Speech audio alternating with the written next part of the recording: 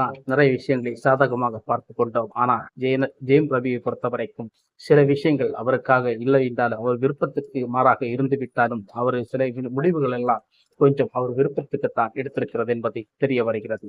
அந்த அளவுக்கு கொடுமைகள் நடந்திருக்கிறது என்று சொல்கிறார்கள். ஆனால் ஜெயம் ரவியான் மாமியார் அவர்கள் இதை மறுத்திருக்கிறார்.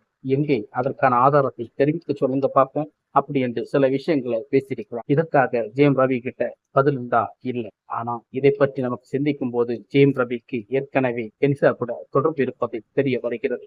இந்த தொடர்புக்கு பிறகுதான் நம்முடைய ஆர்த்தியை கொஞ்சம் டிஸ்டர்ப் பண்ணிருக்கான்னு நினைக்கிறேன்.